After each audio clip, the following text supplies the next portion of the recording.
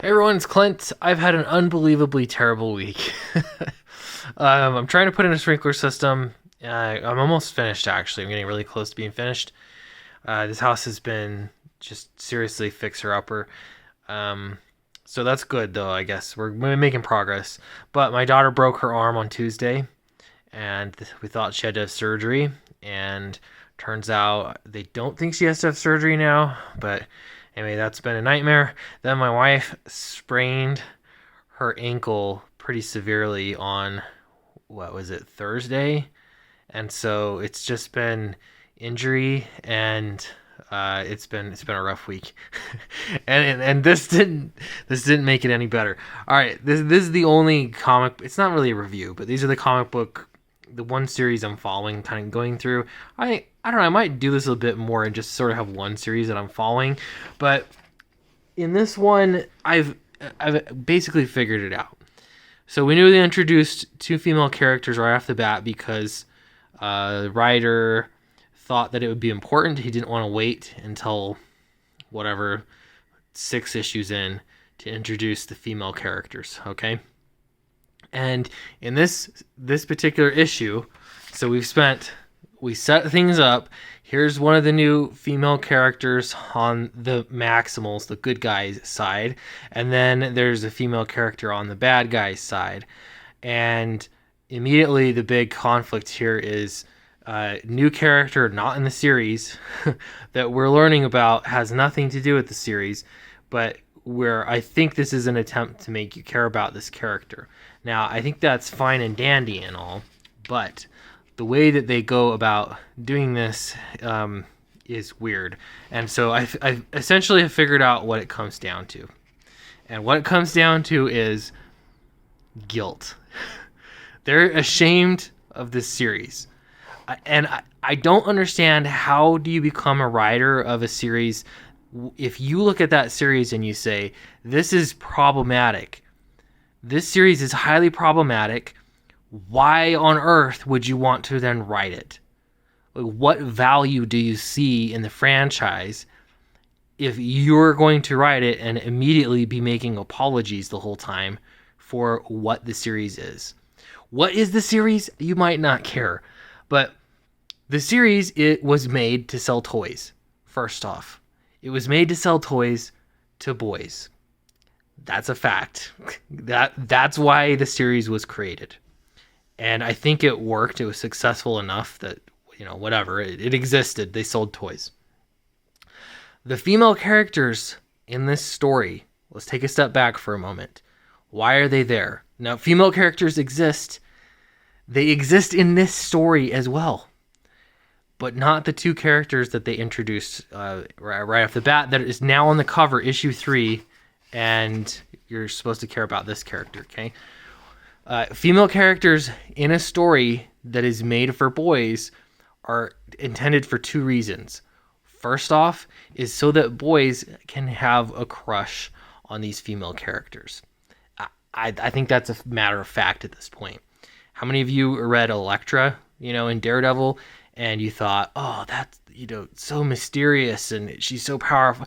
You have a crush on Elektra, right?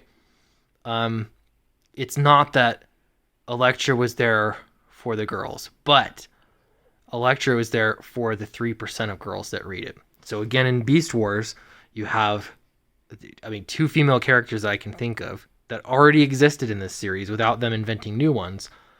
And those 2 female characters were there for, again, wish fulfillment. So boys had some kind of, interaction with girls, okay?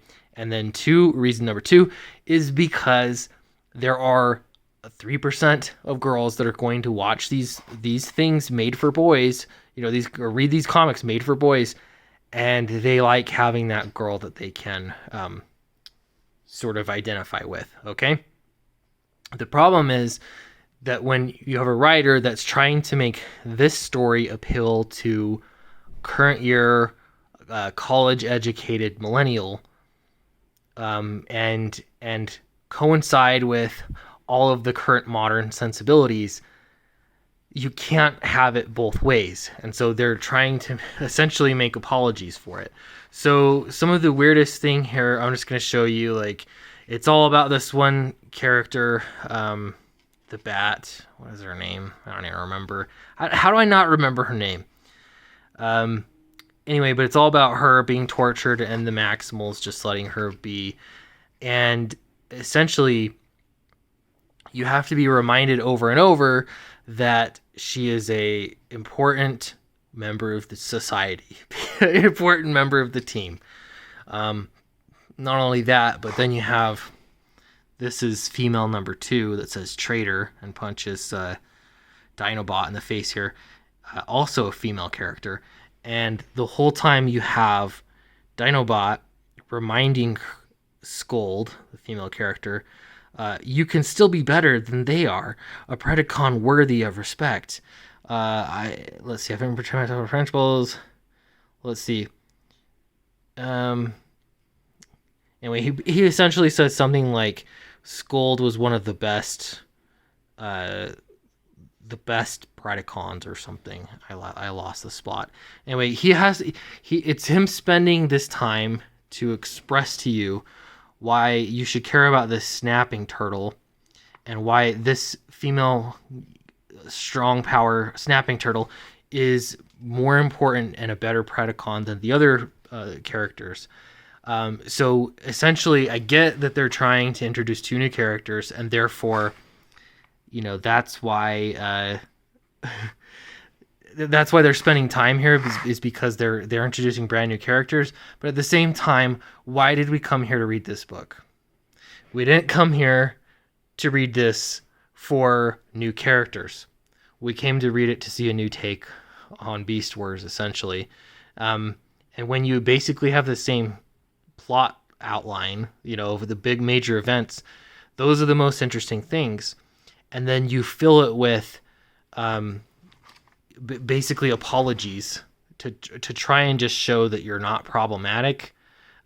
That's where the problem comes in.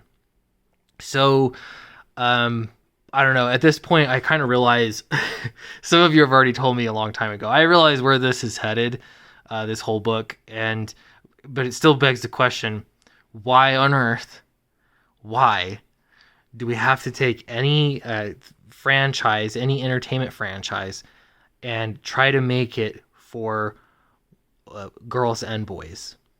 Like, why? It's okay for boys to have something.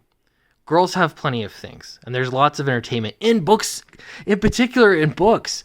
Girls have a ton of entertainment and choices in books. Most books are written for girls, and that's great. That's dandy. Girls read more on average than boys do. But for the boys that are interested in this, make it for boys. And you can have female characters. There are female characters already that were great, well-written characters. You can have female characters in it, but they don't have to be like politically correct. Like, you understand it's still for a boy's book. And if a girl enjoys it, if there's a girl that loved the Beast Wars series and she's here to follow Beast Wars now, I guarantee you she's going to like it. I can't flip this thing over. She's going to like it just as much if you stick with the existing characters, the existing percentages. Like, you don't need to add more representation, because either they came to read it for what it is, or they're not reading it all anyway. So who exactly are you making this book for?